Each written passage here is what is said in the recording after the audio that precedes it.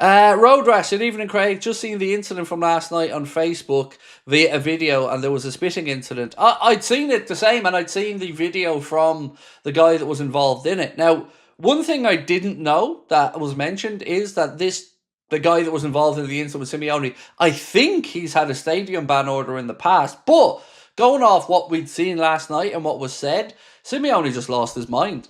Quite simply. That spitting incident, like you're talking about, that has been labelled towards one of the coaching staff. In fact, I have a little bit on that here in my notes that I'll go through for you.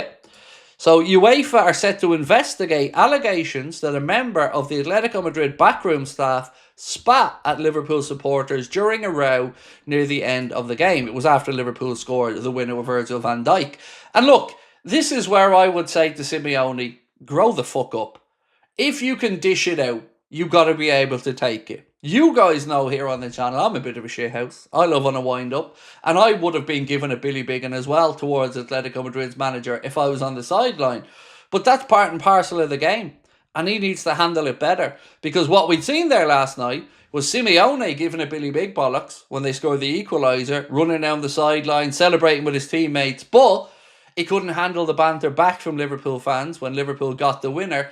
And I thought it was, I'm not going to lie, lads, it was something that I really enjoyed. I loved seeing that he couldn't handle a bit of Liverpool banter back at him from the fans, and I enjoyed every second of it watching on. Just seeing Simeone losing his shit, losing his mind, and yeah, more of that, please. So yeah, for me, didn't know about the spitting incident until today, and if that is proven, and look, I've seen the video, it looks like he did. It does look like he did, but it is hard. I haven't seen freeze frames of it or whatever. If that's the case, then whoever it was involved in that incident deserves any punishment that comes their way, because there's no place for it. And what did you guys think of the situation last night with Simeone? Because it felt like sour grapes to me. You know, he couldn't handle it that they got a late winner against them, and he just lost his shit.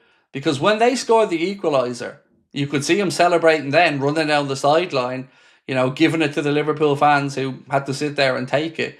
But couldn't take it when the shoe was on the other foot.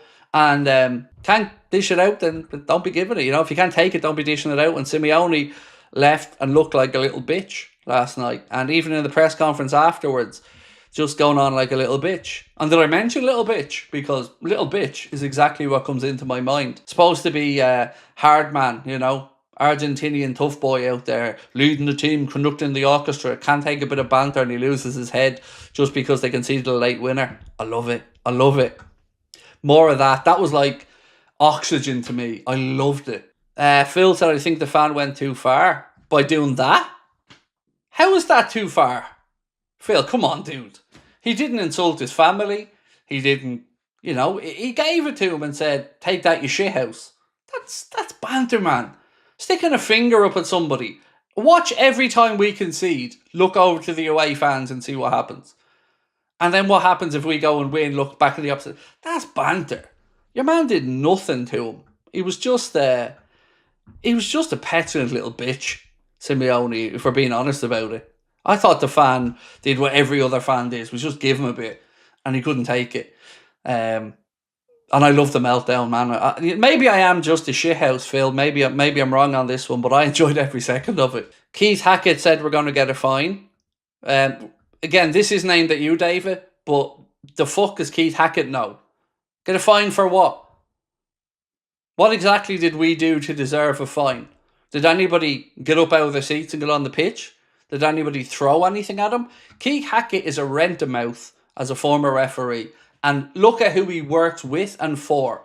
And then you'll see the sensationalist nonsense. So Keith Hackett can do one as well. The only person that deserves a fine there is the scumbag that spat towards the Liverpool fans. And if that's proven, that's where the fine and ban should come in. Not from fans giving a little bit back to a manager who minutes before was in their faces celebrating the equaliser, giving it all this, doing his player doing a goal swing in front of it.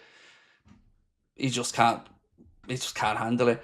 And he does mean fine for the supporter, Anthony. But the supporter doesn't deserve a fine. The supporter did nothing wrong. The manager just lost his shit because he couldn't handle a late winner. End of. So, and I promise you, I would condemn the fan if I felt like they needed to be condemned. I've done it in the past, I'll do it again. But that was just proper banter. That was football fans acting the way they do to a manager had acted that way back towards them.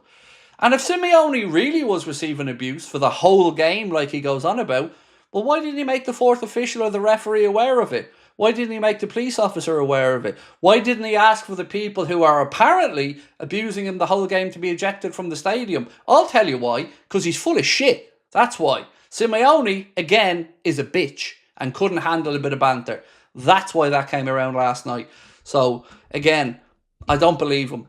If he was getting abuse all game, well, point to the police and the fourth official, say who it was, and they'll be ejected from the stadium if it's proven. But he didn't because they didn't.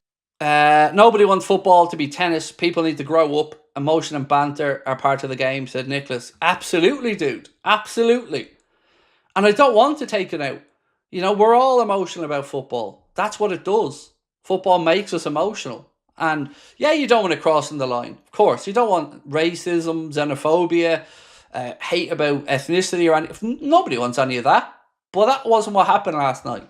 That was just good old-fashioned, you gave it, now you're going to take it, Simeone, and he couldn't. Billy said, remember what Simeone did in the Juventus-Atletico game when Atletico were 2-0 up? You can do it with a middle finger. It's too much. Exactly. He was salty, and he couldn't take it. And that's the be-all and end-all of it for me, mate. That's the start point and the finish point. He can dish it out, but he can't take it.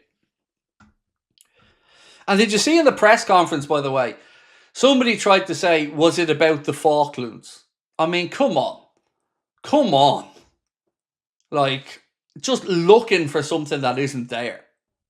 Christopher said, Simeone is notorious for causing trouble when defeated, and there's a history between him and Slot. Yep. And he couldn't take it last night, mate. That's the beautiful thing, Christopher. He couldn't take the banter back. He gave it the big one when they scored the equaliser, and then he couldn't take it when we got the winner, and he got a bit back from the fans. If Klopp was on the sidelines, they would have both left with a red card. Slot is so unbelievably calm in the right moments. So what I probably would have done if I was in Arna's position is just laughed at him and winked at him and just wound him up even more. So let's start off with the Julian Alvarez stuff, because I think it's an interesting talking point tonight. So I was sitting here last night preparing my notes, and I seen the Daily Mirror, and I seen that their headline was Julian Alvarez representative insists that Liverpool did submit a bid for the Atletico Madrid striker during the summer transfer window.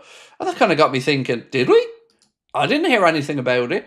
But as the day went on, more comments to his agents. Well, they went actually the other way. His agent said there were no official offers from Liverpool to sign Julian Alvarez last season, and everything that has been said in this regard is false. Last summer, there were no offers because Atletico didn't want to sell the player, so no negotiations took place. So it got me thinking, who put this story into the media? Where did the Mirror get their source from? Because the agent was saying there was no offers. I didn't hear of any offers. Atletico Madrid certainly never mentioned any offers. So it just kind of got me thinking, who's stirring the pot here and why? Because we know the Reds were interested in Alvarez. We know that going back a couple of seasons. There was talk about, I think it was the Sam Maguire article, that when they were looking to move Alvarez onto Atleti, we were interested in signing him and they wanted to sign Luis Diaz, but they wouldn't sell to a rival. Which makes me wonder, do they not see Arsenal as a rival of Manchester City?